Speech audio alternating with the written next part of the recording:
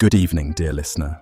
How utterly delightful to have you join me here, in this gentle corner of the evening. Before we embark on tonight's journey through opulence, yearning, and the delicate ache of dreams just out of reach, let me offer a warm, old-fashioned welcome. One Mr. Gatsby himself might have given, had you stepped across the polished marble floors of his mansion. Do let me know in the comments below. Where are you listening from? Is it a stormy midnight where you are? Or perhaps a quiet sunrise just beginning to stretch across your windowsill? Whether you find yourself nestled under blankets or curled into a well-worn armchair, I am so very grateful for your presence. It's always a rare and fine thing to be joined in the stillness of night by someone who loves stories.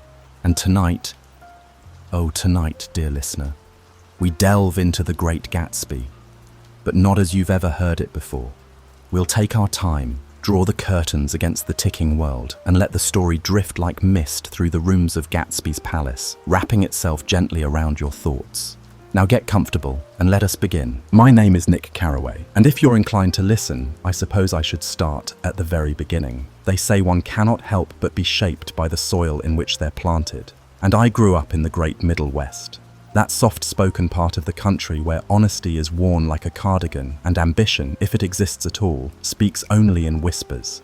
My family was neither poor nor particularly wealthy, just steady. We sold hardware, we kept our word, and we stayed in our lane. But the world, in those years following the Great War, was shifting. Old values were cracking under the weight of new desires, and I, like many of my generation, felt that tug towards something more. More excitement, more purpose, more everything. And so I came east, not for dreams of grandeur, but for business, specifically bonds, stocks, securities, the clatter of the exchange. It seemed as good a calling as any, solid, profitable, respectable. I rented a modest house in West Egg, a less fashionable district across the bay from the regal and whispering East Egg. $80 a month secured me a curious little cottage squeezed between the hedges, flanked rather absurdly by a colossal mansion that looked as though it had been shipped brick by brick from some European palace. This house, this marvel, was the home of a man named Gatsby. I didn't know him then, not really. His name floated through the air like perfume. Gatsby. Mr. Gatsby, Jay Gatsby. It lingered at barbershops and bakeries, whispered in hushed tones by those too awestruck or too uncertain to speak boldly of him. He was a mystery wrapped in a silk handkerchief and tossed into the East Coast wind. Each weekend, his mansion would awaken. Lanterns flickering, jazz spilling through the trees, cars lined like pearls along the drive. Hundreds of strangers poured through the iron gates, laughing, drinking, dancing, yet no one seemed to know the man behind the curtain. I, however, had other matters on my mind. You see, across the bay, in one of those grand houses of East Egg, lived my cousin, Daisy Buchanan, and her husband, Tom. Their home was the sort you read about in magazines, white, elegant, sprawling with quiet authority. Tom, a former football star of immense wealth and arrogance, greeted me with the sort of handshake that made you feel like you were being tested. Daisy was different. There was a kind of glow to her, like a candle held behind a curtain. Her laughter sparkled, her words floated, and her eyes always seemed to be just on the edge of something wistful, something half-remembered. Their home that evening felt like a stage. The polished silver, the perfect wine, the casual cruelty wrapped in sweet smiles. Jordan Baker was there too, a golfer with the posture of a statue and the gaze of a hawk. She would become important later, but on that first night, she merely watched. The telephone rang. Tom left the room. Daisy went still. Jordan leaned close and said, matter-of-factly, "That's Tom's girl in New York." The meal continued, the wine flowed, and the evening ended with Daisy whispering as though to herself, "I hope she'll be a fool. That's the best thing a girl can be in this world, a beautiful little fool." The next few days passed in quiet haze. Business, city streets, the occasional postcard from the Midwest. But the mansion next door kept drawing my eye. Each night the lights blinked on and the music began. I would sit on my porch, sipping coffee, as strangers danced beneath cascading chandeliers. The air smelled of roses and smoke and anticipation. One morning, a letter arrived. thick envelope, embossed gold lettering. Mr. Gatsby invites you to his home this Saturday evening. And just like that, the story shifted. Saturday arrived like a carefully rehearsed overture. The sky was cloudless, the air still, and the rhythm of the day seemed to hum with promise. West Egg had never felt so alive, not because of the sun or the sea breeze or the shimmer on the water, but because of what was to come when night finally fell. I awoke earlier than usual and spent the morning quietly observing the steady procession of deliveries entering Gatsby's estate. A line of linen-clad men carried crates of citrus fruit, lemons and oranges stacked high like sunbursts through the gates. White-coated chefs wheeled in trolleys of meats, pastries, and seafood on ice. There were bundles of rare flowers, towers of champagne, and strings of colored lanterns like pearls being strung across the lawns.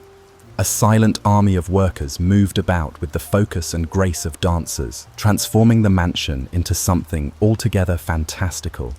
I tried to read, I tried to nap, but the energy of the day was too heavy with anticipation. At dusk, I dressed carefully. I stood before the mirror longer than usual, brushing the lapel of my jacket, combing my hair with deliberate strokes. I wasn't sure why I was nervous. Perhaps it was the mystique of the host, or the way this evening felt somehow pivotal. By the time I stepped outside, the music had already begun to drift over the hedge, the soft purr of a saxophone and the gentle thrum of a bass. I followed the sound like a moth to flame. The scene that unfolded was almost mythic. Gatsby's mansion glowed as if it were lit from within by stars. The garden was blanketed in lantern light, and the trees shimmered with tiny golden bulbs. Waiters in white jackets glided among the guests with silver trays. The laughter of strangers mingled with the clinking of glasses and the sultry rhythm of jazz. It was a kaleidoscope of elegance, movement, and sound. There were no introductions, no formalities. One simply drifted from group to group, gathering stories like fireflies. Some guests danced barefoot on the flagstone terrace. Others reclined on silk cushions, sipping cocktails and discussing Gatsby in tones usually reserved for folklore. "Do you know he was a German spy during the war?" a woman in a beaded headband whispered. "I heard he's killed a man," her companion said without blinking. Someone else insisted Gatsby was related to a royal family. Another claimed he was a bootlegger with secret ties to Chicago. "But have you met him?" I asked more than once. No one had. I wandered into the library, seeking some quiet. Inside, a man with owl-like glasses was marveling at the books. "They're real," he whispered to me, eyes wide. "Can you believe it? Real pages, real words. Most people just have the bindings made." He laughed, the sound echoing oddly against the mahogany shelves. Returning outside, I found Jordan Baker beneath a canopy of wisteria, sipping something pink and cool from a delicate coupe glass. "You made it," she said, as if it were a question answered. "I still haven't seen Gatsby," I admitted. She tilted her head. "No one really sees him. He finds you." And then, as if summoned by those very words, a man appeared at my shoulder. He was younger than I'd expected, clean cut, with a certain elegance that was difficult to place. His suit was impeccable. His smile was kind, but distant. "I'm Gatsby," he said, holding out a hand. I must have looked surprised because he laughed, a quiet, melodic thing. "I'm afraid I haven't been a very good host." He led me away from the crowd to a small table under the branches of an elm. A butler brought us fresh drinks. Gatsby asked questions about my life, my time in the war, my impressions of the East. He had a way of making you feel as though every word you spoke mattered, as though your story were a piece of something larger, and yet there was something restrained about him, a hesitancy, a watchfulness behind the charm. "I remember you," he said suddenly. "You served in the 3rd Division, didn't you?" "Yes," I said, surprised. "So did I." He smiled. "Small world." There was a pause. Then he turned toward the water, toward the shimmering lights of East Egg. His expression changed, softened, quieted. "Do you see that green light?" he asked. I followed his gaze to the far end of a distant dock where a single green lantern pulsed faintly in the night. "That's Daisy's house," he said simply. And for a moment, all the stories, all the mystery, all the grandeur fell away. I saw not a legend, but a man who stood alone at the edge of his dreams, looking across the water, waiting. Gatsby's revelation of the green light left an impression that clung to me long after the party ended. It wasn't just a light, it was a symbol, radiant and unreachable, a beacon of longing across the water. I realized then that Gatsby's life was built on the architecture of hope, brick by brick, thought by thought, each one stacked in pursuit of something he could almost touch, but never fully hold. The days following that party passed in a lazy summer haze. Business carried on, but my attention often wandered. I found myself staring at Gatsby's mansion across the hedge, wondering what dreams stirred behind those great arched windows. Sometimes I imagined him there on the balcony, looking back across the bay toward that distant green light, as if his gaze alone could summon her. It wasn't long before Gatsby's world began drawing me back in. He would call occasionally, inviting me for tea or a brief drive in one of his roaring yellow cars. Those drives were always curious affairs, part sightseeing, part confession. He seemed determined to impress me, yet oddly nervous, as if trying to shape the narrative of himself in my mind. One warm afternoon, we sped along the highway toward the city. The road stretched before us like a ribbon of possibility. The wind tousled his hair and mine, and for a long while he said nothing, eyes fixed on the horizon. Then, out of nowhere, he began to speak. "I suppose you've heard the stories," he said. I nodded slightly. "A few. They're mostly untrue," he replied with a smile that didn't quite reach his eyes. And then, with an almost apologetic air, he began telling me who he really was, or who he wanted me to believe he was. The son of wealthy parents, educated at Oxford, a decorated war hero, a world traveller. There was something rehearsed about it all, like lines from a script he'd memorized. But I said nothing. He seemed to need someone to listen more than someone to believe. We stopped for lunch at a lavish restaurant, one with ceilings high enough to echo and tables dressed in white linen. Gatsby introduced me to a man named Meyer Wolfsheim. He was older, with eyes like coal and cufflinks made of human molars. His voice was low and slippery, thick with insinuation. There was something unsettling about him. He felt like a man who moved through the shadows, dealing in debts and secrets. "He's the man who fixed the 1919 World Series," Gatsby said as casually as if he were talking about the weather. I couldn't tell if it was a boast, a warning, or some strange mixture of both. Later, as we returned to the car, Gatsby hesitated at the curb. His usual composure faltered, and he looked suddenly much younger, almost boyish. "There's something I need to ask you," he said. "Something important." I waited. "It's about Daisy." Her name hung in the air like perfume, familiar, fragile, and just out of reach. "You see, I need you to help me see her again." And suddenly, it all made sense. The house, the parties, the green light. All of it had been for her. Gatsby hadn't been trying to build a kingdom. He had built a stage, and now he needed Daisy to take her place at the center of it. "She lives just across the bay," he said. "So close, but I can't just go there. It has to be right. Would you invite her to tea?" I agreed, though part of me felt uneasy. There was something grand and noble about Gatsby's devotion, but something dangerous too. A dream stretched too tightly across too many years. The next day, I arranged the meeting. It rained that afternoon, steady, quiet rain that softened the edges of everything. The world outside my window blurred as if it, too, had surrendered to the moment. Gatsby arrived early, dressed like a man headed to the altar.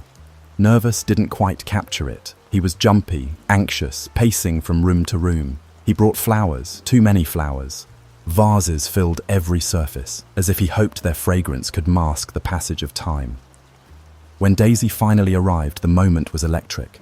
Gatsby stood frozen, his hands trembling. She stepped into the room with a hesitant smile, eyes wide, heart clearly pounding beneath her silken blouse. There was a pause, long and awkward. Then, as if time folded in on itself, they began to speak. They sat on the couch, side by side, voices low, hands almost touching. I poured tea, then quietly slipped away to give them privacy. Through the window, I watched as Gatsby's face transformed from fear to awe to something like joy. It was as though years had melted away before him and he had stepped once more into a golden moment of his youth. Later, we all walked to Gatsby's mansion. He showed her every room, each one grander than the last. His shirts, his books, his gold-framed portraits. He opened his world to her like a storybook. He beamed as she marveled at the cathedral ceilings and laughed at the sound of her own footsteps echoing through the marble halls. In the bedroom, he pulled shirts from the closet, tossing them into the air. Silks, linens, bright pastels, all fluttering down like soft confetti. Daisy laughed, then began to cry. "They're such beautiful shirts," she said, her voice breaking, tears catching in the corners of her eyes. But it wasn't about the shirts, it was about everything they represented. The years, the yearning, the impossible standard Gatsby had built of her memory. In that moment, Gatsby believed he had done it. He had erased time, rewritten the past. He looked at Daisy as if he'd finally come home. But dreams, dear listener, are tricky things. They glow brightest just before they slip away. And Gatsby's dream, though now inches from his grasp, was still only that, a dream. The days that followed their reunion were painted in golden light. Gatsby's house, once a theatre for strangers, became something softer, quieter, more sacred. There were no more parties. The orchestra went silent. The stream of cars disappeared. Instead, the mansion became a stage for two, Gatsby and Daisy, and the scenes they played out were fragile recreations of what once had been, or what Gatsby dreamed had been. Every afternoon, Daisy visited. They sat in the gardens under the trembling leaves where the sun filtered down like dappled memories. Gatsby would show her his favourite paths, the places he had imagined her walking even before she had returned. They would lean close, speaking in hushed tones, heads bent toward one another like a pair of conspirators rewriting fate. I watched from a distance, often invited, sometimes not. Gatsby seemed to live in a daze of hope. His eyes followed Daisy everywhere. He seemed unable to believe she was truly there, that she had come to him at last. And yet, within his joy was the faintest trace of panic, as though time itself might collapse the illusion if he stopped smiling. One afternoon, I found him standing alone at the edge of his dock, staring across the water. The green light blinked faintly in the distance. "She's just across the bay," he whispered. "But that doesn't matter anymore, does it? She's here now." But even as he said it, I could tell. The light still haunted him. Not because he needed it anymore, but because it had carried his hope for so long. Letting go of the symbol was harder than holding Daisy's hand. Then came the invitation. Tom Buchanan, Daisy's husband, who had long ignored Gatsby's presence, now decided to confront it. He invited us all to his home for lunch. A sweltering, breathless day. The kind that presses down on you, heavy with warnings. The kind of day when tempers spark like dry leaves. Daisy wore white, she always did. Her dress clung to her in the heat. Gatsby arrived in his usual cool elegance, though I noticed his hands clenched a little tighter than usual. Jordan and I followed behind, the air in Tom and Daisy's house thick with unsaid things. We drank iced tea in the sitting room. The conversation was brittle. Tom, sharp-eyed and restless, watched Gatsby with a predator's stillness. Daisy tried to laugh, but the sound rang hollow. Gatsby barely spoke. He looked only at her, as though the rest of us had vanished. Then Tom suggested we drive into the city. It was too hot. The streets shimmered. The cars moaned under the weight of the sun. We arrived at the Plaza Hotel, its suites cool and shadowed. We took a room and opened the windows to let in the ghost of a breeze. And then, the confrontation. Tom, no longer pretending civility, rounded on Gatsby.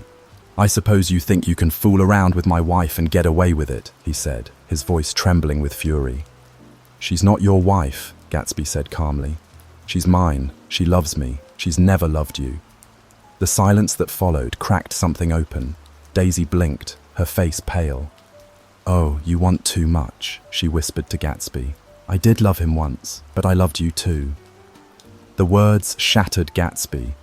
For a moment, he stood very still, like a statue struck by lightning. Tom pressed his advantage. He mocked Gatsby's past, questioned his wealth, sneered at his origins. Gatsby tried to defend himself, but the truth he had built was slipping. Daisy looked between them like a trapped bird. By the time we left the hotel, something had changed. The dream had cracked. Daisy rode home with Gatsby. Tom, triumphant, let Jordan and me follow. But that night held one last tragedy. On the way home, Gatsby's car struck a woman on the road, Myrtle Wilson, Tom's mistress. She had run into the street, perhaps believing it was Tom's car. She died instantly. It was Daisy who had been driving, but Gatsby said nothing. He took the blame, stood by the car, watched the taillights vanish into the dark. He returned home and waited by the door in case Daisy called, in case she needed him. But she didn't. She returned to Tom, to safety, to the cruel comfort of old money and cold halls. And Gatsby, ever faithful, ever dreaming, waited. Gatsby did not sleep that night. When I passed by his house the following morning, the curtains were still open, and he was standing on the steps as if the night had never ended. The sun had risen, but the light in his eyes was distant. His suit was the same one he had worn the day before, slightly rumpled now, the collar loose. The air around him seemed heavier somehow, like the moment after a storm where everything feels still but not quite right. He waved me over, and we sat together in the quiet of the garden. The fountains were off, the music gone. The estate, once so alive with voices and violins, now felt abandoned, like a theatre after the final curtain. "She hasn't called," he said. I nodded. There was nothing else to say. I thought she would." His voice was quiet, almost childlike.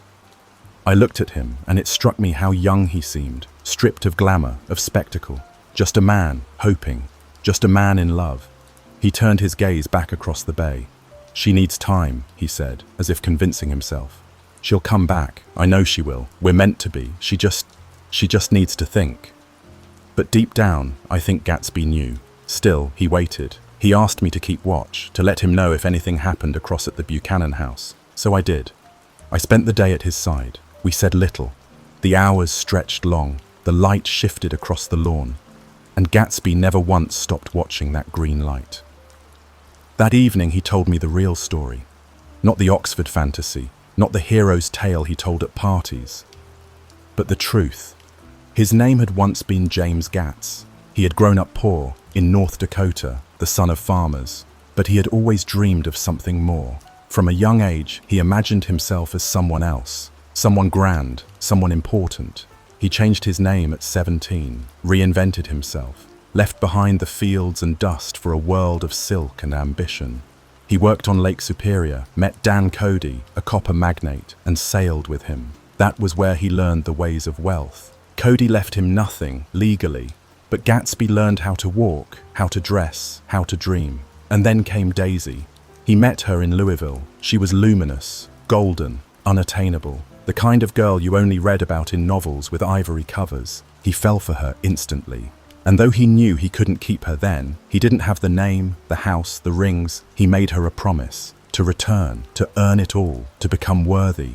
So he went to war, and afterward he built his fortune. How exactly, he didn't say. But the parties, the house, the grandeur, it was all for her.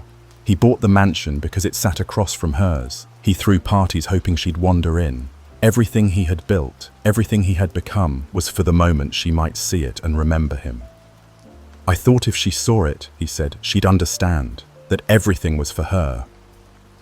I sat with him until the stars came out, until the cicadas began to hum. He was still there when I left, standing on the steps, eyes still trained across the bay. The next morning, Gatsby swam in his pool. It was early September, and the water had grown cold, but he hadn't used it all summer. "Just once," he told the butler. "Just one swim before the season ends." It was his way of holding on, of reclaiming some small joy. He asked the servant to bring the phone to the pool if it rang. He believed, perhaps desperately, that Daisy would call, that she would choose him, that even now it wasn't too late. But the phone never rang. Instead, something else arrived. George Wilson. Blinded by grief, poisoned by Tom's lies, Wilson had come to believe that Gatsby was the man Myrtle loved, that Gatsby had been driving the car, that Gatsby had taken everything from him. And so he came, silent and vengeful. The gunshots echoed across the grounds like firecrackers. Gatsby never heard them. Or perhaps he did, but chose to stay afloat in that final moment, in the dream. They found him in the pool, drifting in a circle of red. Wilson's body was nearby. The great house, once so full of life, now echoed with silence. The dream was over. Time passed, not in dramatic, sweeping turns, but in quiet ways. In the fading of golden leaves, in the creak of a front porch swing on a still autumn morning, in the sound of my own footsteps returning to the slow, familiar rhythm of a world without Gatsby. I settled back into the life I had known before New York, before West Egg, before the green light. But something within me had changed, or perhaps it had always been there, lying dormant, waiting for someone like Gatsby to bring it to the surface. I found myself thinking more often about the nature of dreams and the people who carry them. Some nights, I would wake before dawn and sit by my window, staring out at the dark fields. I'd hear the wind rustling through the grass, whispering like pages in a book. And I would think about Gatsby, about how he had reached so far, loved so fiercely, and still come up short. Not because his dream was wrong, but because the world wasn't worthy of it. He had believed that if he built it big enough, bright enough, beautiful enough, she would come. And she did, but not in the way he had hoped. And so the question lingered. Was Gatsby great? He was flawed, yes, naive, reckless in his hope. But he was pure in a way the others were not. In a world full of driftwood, Gatsby was a lighthouse. And lighthouses do not waver, even when no ships return. I began writing down what had happened. At first, just notes, fragments on napkins, the backs of receipts, the margins of old books. Then longer pages, more deliberate, not to publish, not to share, but because I needed to make sense of it. The more I wrote, the more I realized that Gatsby's story was not just his. It was the story of an era, a fevered dream of wealth and youth, of champagne towers and jazz music echoing into the night. But beneath it all, the thrum of loneliness, the echo of footsteps down empty halls, the soft, endless search for something real. And so I wrote. And remembered. I remembered Jordan Baker, her cool detachment, her charm, her subtle cruelties. We exchanged letters after I left, brief ones, polite, the kind of correspondence two people send when they have nothing left to say, but feel the need to say something anyway. Her words carried the faint scent of lavender, typed neatly on cream paper, each letter carefully chosen, but devoid of warmth. I remembered Tom, his brutish certainty, his careless violence. A man who smashed things and retreated into the safety of wealth, never once glancing back at the mess he left behind. He was the kind of man the world seemed to reward, regardless of the cost. In the years to come, I'd hear his name now and then, whispers in the financial pages, a mention in a conversation, but always as a figure on the periphery, large, loud, and ultimately hollow. And I remembered Daisy.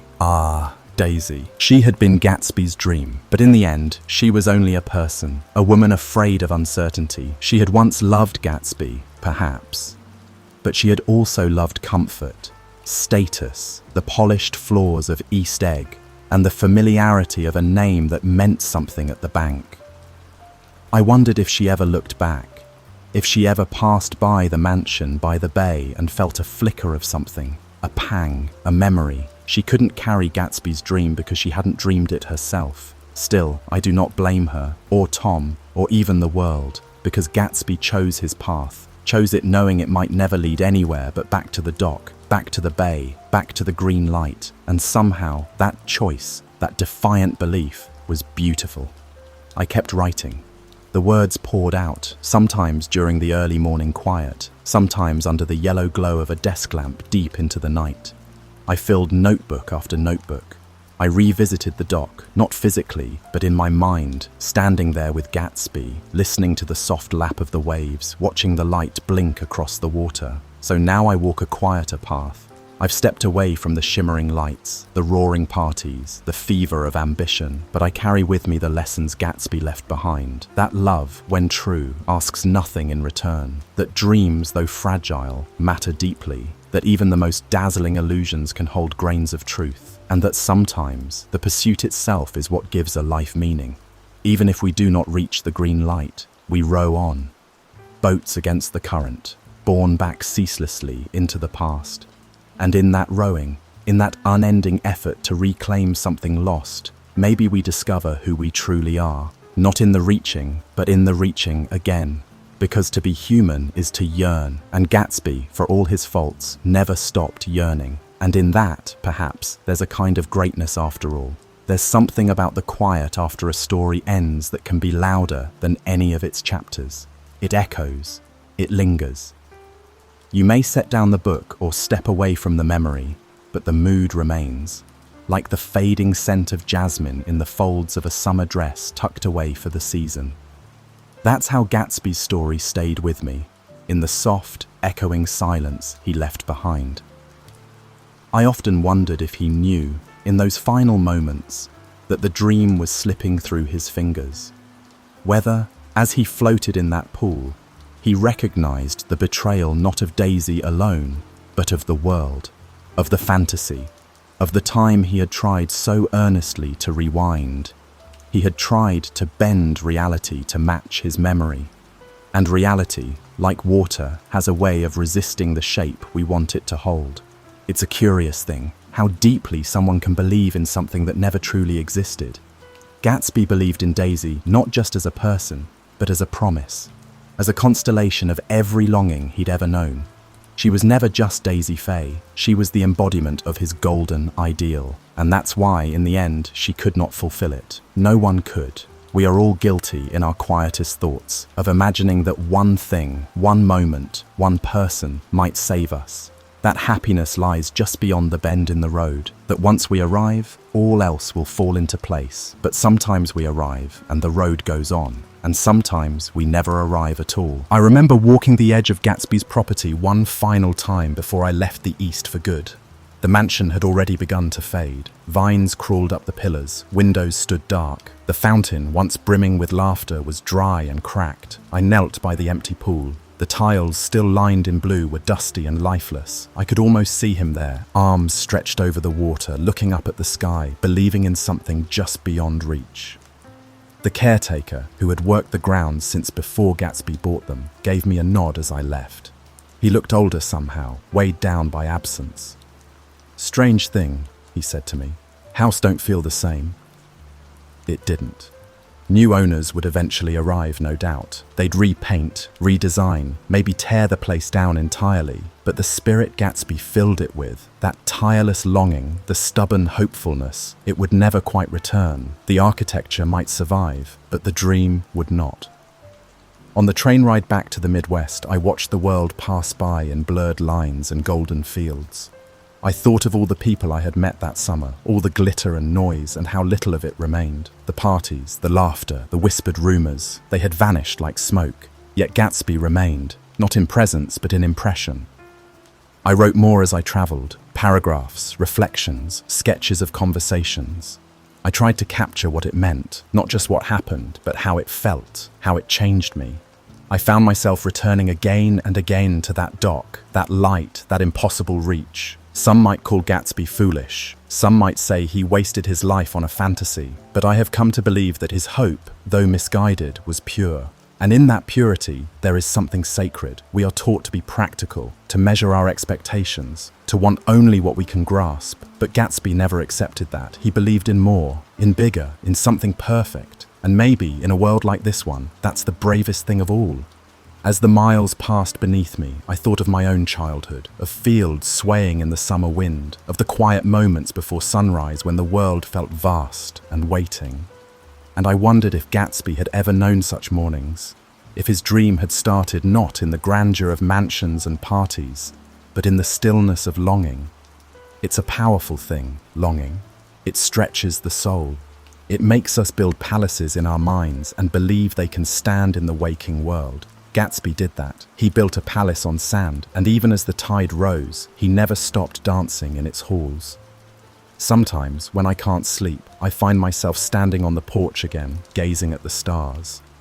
I think of Gatsby, and of all those who dream too deeply. I think of the beauty in trying, even when the odds are hopeless, of the grace in reaching.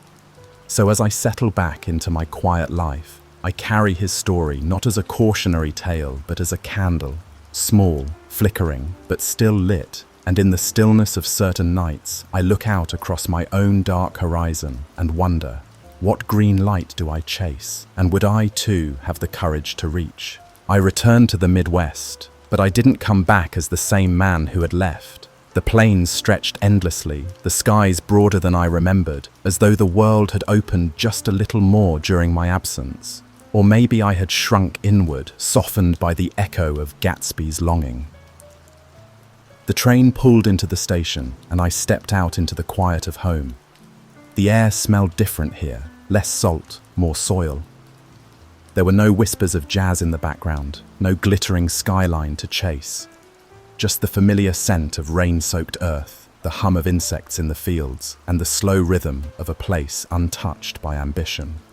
My family greeted me with warmth, but even their embraces felt like shadows of a past I could no longer re-enter fully. I nodded, I smiled, I said all the right things. But there was a distance in me now, a quiet that no one else could hear. Back in my childhood room, the walls were still lined with the same books, the same fading photographs, yet I stared at them differently. These were the stories that had shaped me, the ones that whispered possibilities, but none of them had ever prepared me for someone like Gatsby. I took to walking again, long, solitary strolls through the fields at dusk where the sky turned the color of memory. I found solace in the open air, in the way the wind could carry away thoughts without needing explanation. Sometimes I'd find myself by the edge of a lake, watching the reflection of stars ripple on the surface, remembering Gatsby's face tilted upward toward the green light. He had believed so fiercely, so completely, and that belief had carved a space in me that would never quite fill again. I began writing more seriously then. I took my notebooks and began transcribing them into a single volume, a record of the summer, of Gatsby, of all that had unfolded. But as I wrote, I found myself unable to keep the distance of a narrator. My hand would pause, and I'd feel the lump in my throat, the weight of words I didn't want to speak aloud. There was grief, yes, but also admiration. Not for the man Gatsby pretended to be, but for the one he truly was, behind the silk shirts and sparkling smile. The one who stood at the edge of hope and leapt, knowing he might never land. I'd sit for hours with my typewriter, the tap of keys a lullaby in the quiet of my room. The sun would rise while I worked, casting long golden rays across the page. I did not write to be read. I wrote to remember, to preserve, to honor. There were no parties now, no laughter echoing down grand staircases, just the low murmur of cicadas, the ticking of an old clock, and the faint music of memory. In town, people asked about New York, about the East. I'd offer polite stories, vague mentions of business, of city lights, of noise and haste. But I never mentioned Gatsby. He was mine to keep, a secret treasure buried under layers of meaning. Sometimes I'd pass the churchyard and pause by the old graves. I thought of Gatsby's funeral, how few had come, how empty the pews had been, how the man who had opened his home to hundreds had been laid to rest in near silence. And I wondered, is that how dreams end? Not with a crash, but with a quiet exhale. I tried to imagine Daisy's life too, back in East Egg, behind silk curtains and silver breakfasts. Did she dream of him in her sleep? Did she remember his voice? Or had she folded him away, like a summer dress out of season? I would never know. But I suspected that the world, for her, had always been a place of careful choices, and Gatsby had simply been too wild, too free, too uncertain. Still, in a way, I think he knew that, and he loved her anyway. And maybe that's the most profound kind of love, not one that expects, but one that gives. So I write, and I remember. I live quietly now, in rhythm with the seasons, but Gatsby walks with me still, in the hush of twilight, in the gleam of distant lights, in the pull of dreams not yet relinquished. He is not gone, not truly. As long as we believe in something just out of reach, as long as we reach for it, he lives on. The seasons rolled forward. Spring returned, slow and golden. The fields came alive with shoots of green, and the air grew thick with the scent of rain on fresh earth. I had fallen into a rhythm now, early mornings with coffee and a pen, long walks beneath the trees, evenings spent in the company of books and fading light. Still, Gatsby remained with me, woven into the hours like thread in old linen. Each time the wind shifted just so, or the stars emerged sharp against the sky, I'd think of him. His name had become a kind of quiet prayer, soft, half-formed, caught somewhere between memory and longing.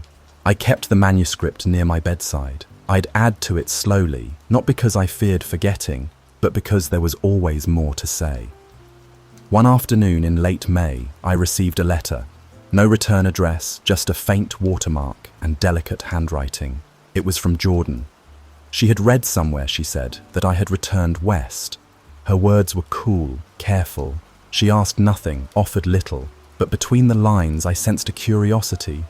Perhaps she, too, had not left everything behind as neatly as she pretended. I replied once, briefly. I told her I was well, that the fields were green again, that I spent my time writing. I didn't mention Gatsby. I couldn't. It felt like breaking something sacred. Occasionally I would hear updates, news from the East, carried through distant voices or old friends passing through town. Tom Buchanan had invested in some enterprise or another. Daisy had hosted a charity luncheon. Their names fluttered in and out of headlines like ghosts. But never once did anyone say his name. And that, I realized, was the world's way. It forgets. It moves forward, not cruelly, but indifferently. It buries the dreamers beneath layers of daily routine, commerce, and time. But I would not forget. I began dreaming of Gatsby.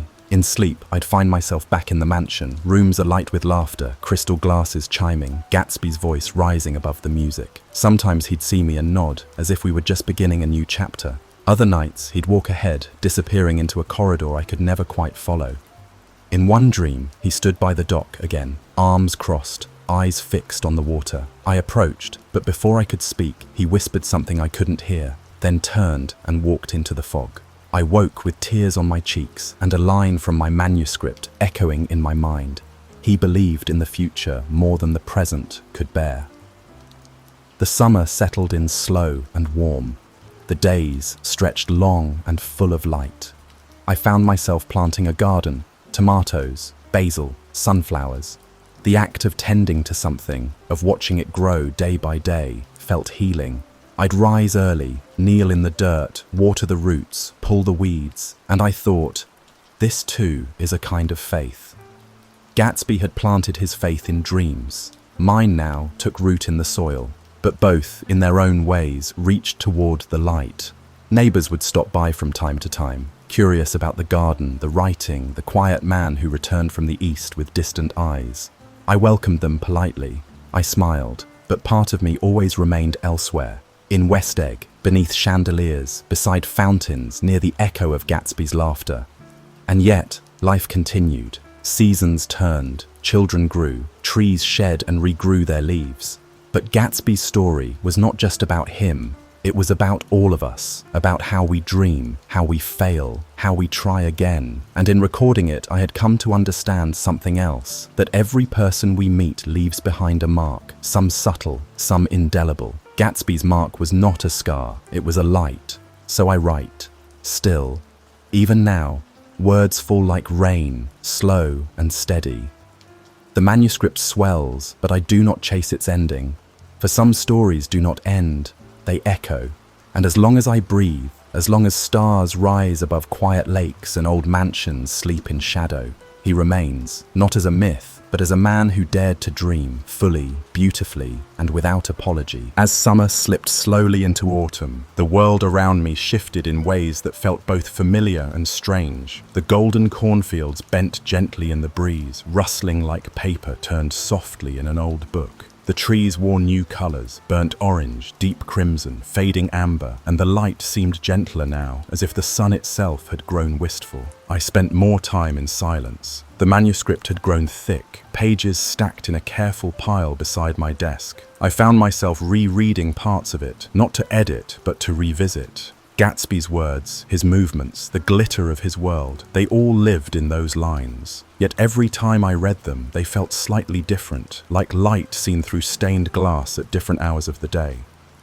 One evening, I took a long walk through the orchard near my childhood home. Apples had begun to fall, and the air held that unmistakable scent of fruit and bark and wood smoke. With each step, I felt Gatsby's presence, as though he might be just ahead, waiting at the bend in the path with his hands in his pockets, gazing at a light only he could see. I thought about the way he had loved, not just Daisy, but the idea of her, the promise of what life could be if only he could hold it still long enough to make it real. It was a kind of love most people never understand, one untethered from logic, born from yearning, sustained by illusion. And yet, despite it all, I never saw his love as foolish. It was brave, to love without guarantee, to build without blueprint, to believe when the world tells you not to. How many of us would risk so much for a dream? As I stood beneath the twisted limbs of an old apple tree, I imagined Gatsby beside me. I told him I had done my best, that I had tried to honor him, to make sense of the story he left behind, that I still thought of him, not with sorrow, but with a strange sort of reverence. I could almost hear him laugh, soft, amused, wistful, the way he used to when he spoke of the past as something still waiting just around the corner. At home that night, I lit a single candle and placed it by the window. A silly gesture, perhaps, but it felt like something he would have appreciated, the kind of quiet symbol that said, "I remember." In town, the days grew shorter. Shops displayed their autumn wares, blankets, jars of cinnamon, tins of spiced tea. I passed by the cafe where I used to sit as a teenager, dreaming my own small dreams.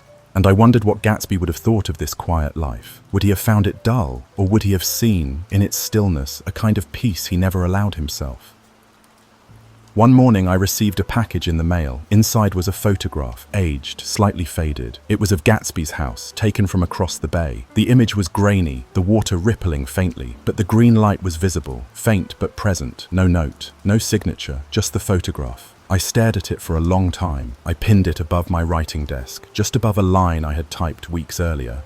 Some men chase the sun, not to catch it, but to keep the night at bay. The next day, I walked to the edge of the nearby lake. I brought no paper, no pen, just myself. I watched the water, calm and unbroken, and let my thoughts drift. I thought of Gatsby's parties, of Daisy's laugh, of the soft hush of twilight over Long Island. I thought of all the things we chase, and all the ways we are shaped by the chasing. The lake reflected the sky in soft colors, dusty blue, pale gold, a touch of lavender. The wind whispered through the reeds like a lullaby, and I sat there, unmoving, as the world turned slowly around me. Later that evening, as I walked home, the stars began to appear. First a few, then a spill of glittering light across the sky. I paused and looked up, letting the quiet wrap around me. There was something eternal about the stars. Gatsby had believed in them too, in his own way. The constellations he chased were built of dreams and desire, but they had always pointed to the same truth, that we all need something to reach for. I thought about the book I was writing, not just as a tribute, but as a reminder of how love and loss and longing can shape a life, of how even the most fleeting things, like a smile or a hope, or a shimmering light across the water, can leave a mark that endures. And maybe that's what Gatsby really taught me, that beauty doesn't last, not always, but meaning does. And if we're lucky, if we're very brave, we get to carry that meaning forward, into our lives, into our stories, into the night. There are moments when time seems to slow, not in the dramatic sense of a clock pausing mid-tick, but in the gentle stillness that follows a long breath. It was in these moments, in the hush between seasons, that I began to see my surroundings differently. The landscape around me, once merely backdrop, had taken on meaning. The rustling of leaves, the creak of the porch swing, even the distant whistle of a train on its nightly route, all of it now carried echoes of Gatsby, not of his grandeur necessarily, but of his spirit, his yearning, his insistence that life must mean more than what it first appears to offer. I began frequenting the library in town, a small brick building with green shutters and creaky floors. There, tucked among the stacks, I found solace in old literature and philosophy. Words spoken by voices long dead somehow resonated with the ache Gatsby left behind. Plato, speaking of the ideal, Whitman with his fearless optimism, Dickinson with her whispered truths. I found Gatsby in all of them. His tragedy, in many ways, mirrored the old myths. The man who flew too close to the sun, the knight who mistook a mirage for salvation, the sailor who mistook the stars for home. Each archetype, each fallen hero, seemed to wear Gatsby's face if I looked long enough. But Gatsby's myth was also deeply modern, born of cities and champagne, of jazz and silk. A myth shaped by speed and hunger, by roaring engines and neon signs. And though he lived in a mansion, Gatsby's kingdom was never one of brick and stone. It was one of imagination, built in the shadow of hope. And that is perhaps what made his loss so palpable, because when a building crumbles, we sweep it away, but when a dream ends, it echoes. I began speaking less. I listened more. There was something humbling about witnessing the world go on. Farmers still harvested, children still laughed, the mail still arrived. Life, indifferent to memory, marched on. And yet, I held fast to mine. I took to writing longhand again. There was something comforting in the glide of ink over paper. My notes became more personal, less about Gatsby and more about what he represented.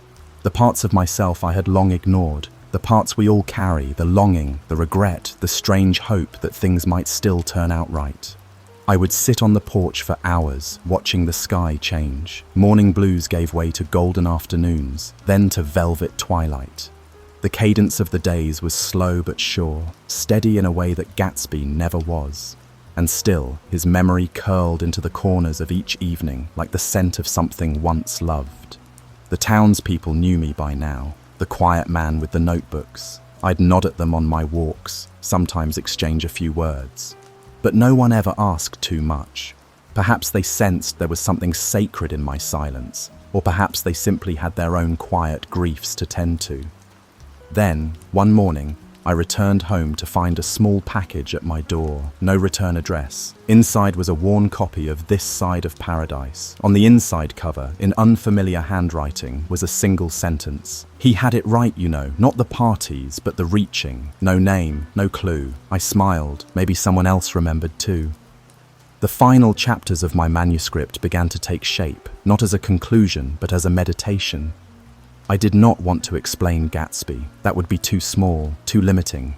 Instead, I wanted to hold him up like a mirror, to let others see themselves reflected in his longing. He was not perfect. He was not even entirely honest. But he was honest in his desire, in his belief, in his reach.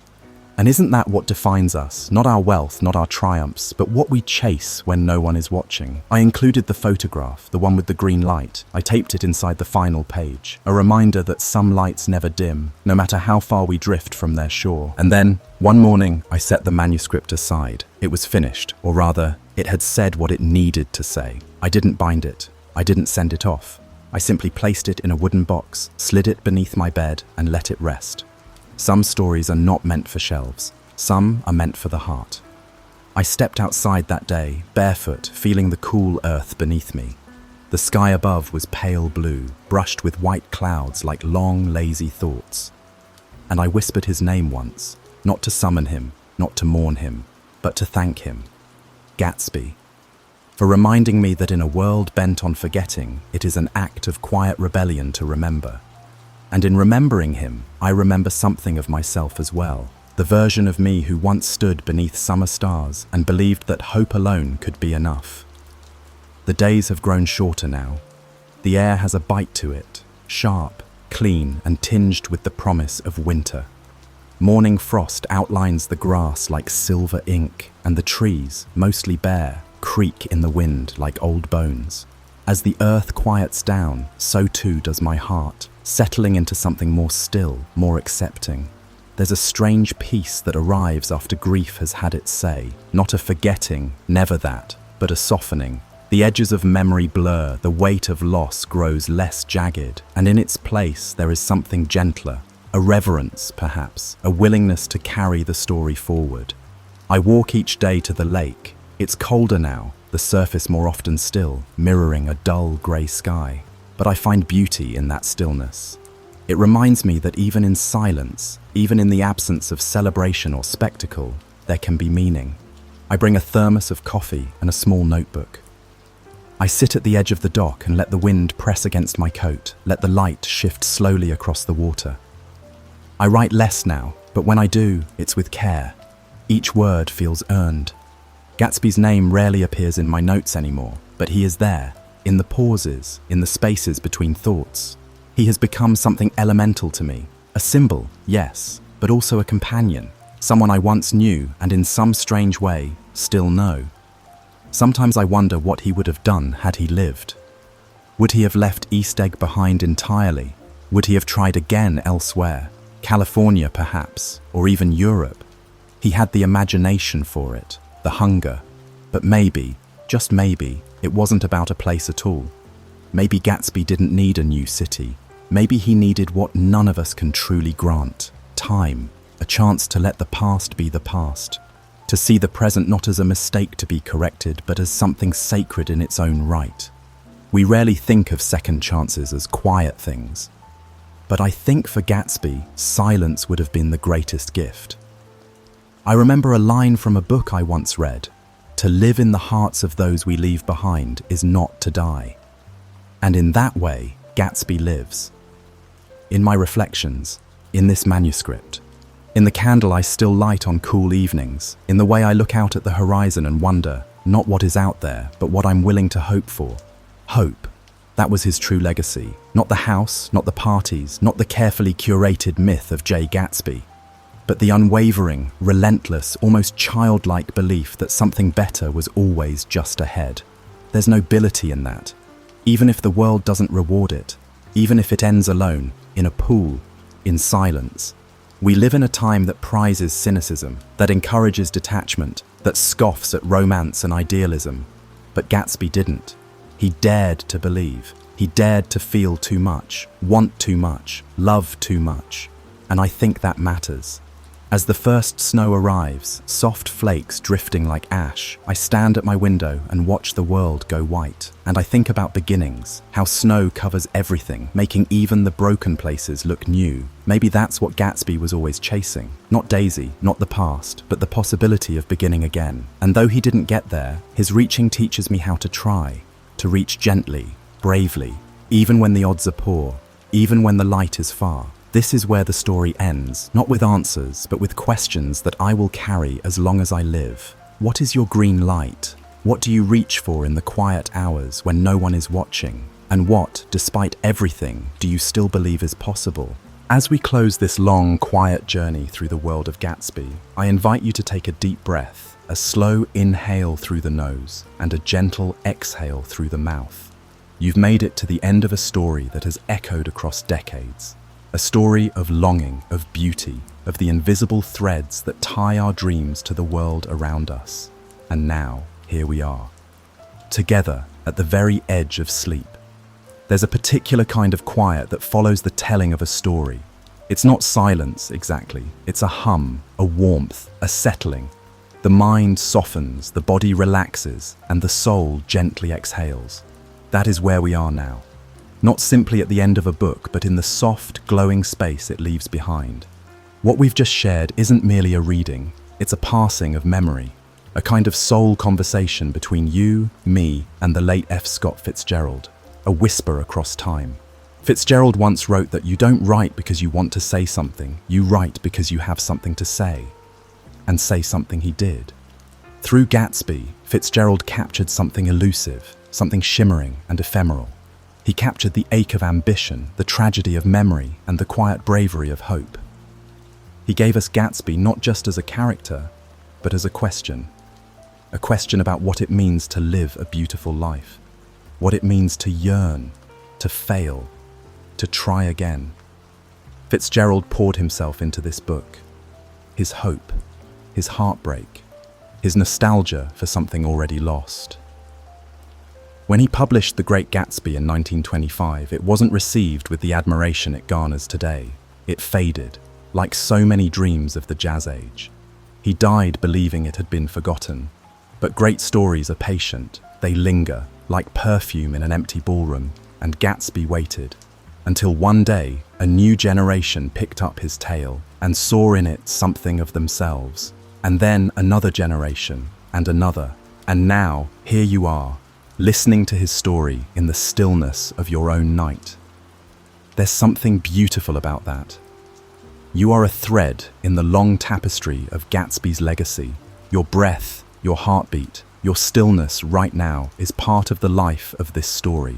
Maybe you're lying in bed, curled beneath a blanket. Maybe the stars are just beginning to fade, or maybe the sun is only starting to rise. Maybe you're listening with eyes closed, your mind adrift, only half here. That's okay. This story isn't asking for your attention, it's simply keeping you company. Stories don't have to be loud to be powerful. They don't need music or spectacle or applause. Sometimes, the quietest tales are the ones that leave the deepest impression, like footprints in fresh snow, like the hush that falls after someone says something true. If you take anything from this journey, let it be this. It is okay to dream. It is okay to feel deeply. It is okay to love without guarantee, to hope without certainty, and to try even when the odds are against you. The world is full of noise, of cynicism, of cold detachment. But in this space, this soft corner of the evening, you are reminded that tenderness still matters. That the way you hope, the way you care, the way you imagine something better, it all matters. So let go now. Let go of the day's burdens. Let go of the questions that can wait. Let go of the need to understand everything. This is not the time for answers. This is the time for rest. In the quiet that follows, let the words linger like fading starlight.